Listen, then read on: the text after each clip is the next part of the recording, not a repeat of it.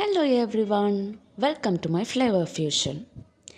ഇന്നത്തെ recipe easy ആയിട്ട് ഒരു നെയ്ച്ചോറ് തയ്യാറാക്കുന്നതാണ് കേട്ടോ. അപ്പോൾ നമുക്ക് വേഗം എങ്ങനെ തയ്യാറാക്കുന്നതെന്ന് നോക്കാം. അതിനായിട്ട് 2 ടീസ്പൂൺ നെയ്യ് ഒരു കുക്കറിൽ ഒഴിച്ച് കൊടുത്തിട്ടുണ്ട്. നെയ്യ് ചൂടായി വരുമ്പോൾ അതിലേക്ക് 2 പട്ട, 3 ഗ്രാമ്പൂ, 2 ഏലയ്ക്ക, കുറച്ച് അണ്ടിപ്പരിപ്പ്, കുറച്ച് മുന്തിരി ഇട്ടിട്ട് നന്നായിട്ടൊന്ന് ചൂടാക്കി എടുക്കണം. മുന്തിരിയൊക്കെ നല്ല വീർത്ത് വരുന്ന സമയത്ത് നമുക്കതിലേക്ക് ഒരു സവാള നീളത്തിൽ അരിഞ്ഞത് ഇട്ട് കൊടുക്കാം. അതും ഒന്ന് ജസ്റ്റ് ഒന്ന് വാട്ടിയെടുത്തിട്ട് അതിലേക്ക് നമ്മളിടാൻ പോകുന്നത് ക്യാരറ്റാണ്. ക്യാരറ്റ് ഓപ്ഷണലാണ് കേട്ടോ. നിങ്ങൾക്ക് ഇഷ്ടമുണ്ടെങ്കിൽ മാത്രം ക്യാരറ്റ് ആഡ് ചെയ്താൽ മതി, ഇല്ലെങ്കിൽ സവാള മാത്രം ഇട്ടിട്ട് ഒന്ന് മിക്സ് ചെയ്ത് കൊടുത്താൽ മതിയാവും. ഇനിയിപ്പോൾ ഇതാ ക്യാരറ്റും സവാളയൊക്കെ കൂടി ഒന്ന് നന്നായിട്ട് ഇളക്കി കൊടുക്കുക. ഒരുപാട് വെന്ത് വരേണ്ട ആവശ്യമൊന്നും ഇല്ല കേട്ടോ, നമുക്കിത് വേവിച്ചെടുക്കാനുള്ളത് തന്നെയാണ്. ഇനി അതിലേക്ക് ഒരു 1/2 ടീസ്പൂൺ ഞാൻ ജിഞ്ചർ ഗാർലിക് പേസ്റ്റാണ് ചേർക്കുന്നത്. ഇഞ്ചിയുടെയും വെളുത്തുള്ളിയുടെയൊക്കെ ഒരു പച്ചമണം മാറുന്നത് വരെ ഒന്ന് വഴറ്റി കൊടുക്കണം.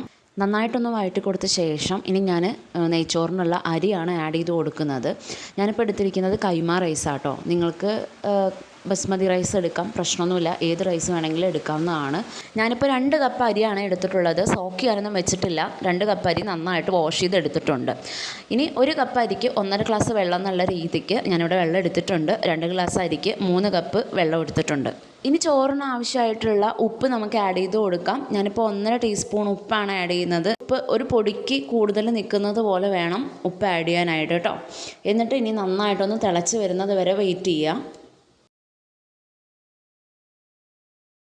ഇപ്പോൾ ഇത് നന്നായിട്ട് തിളച്ച് തുടങ്ങിയിട്ടുണ്ട്. ഇനി കുക്കറിനെ മൂടി വെച്ചൊന്ന് അടച്ച് ഒന്ന് വിസിലിട്ട് എടുക്കാം. ഞാനിവിടെ 2 വിസിലാണ് കേട്ടോ ഇടുന്നത്.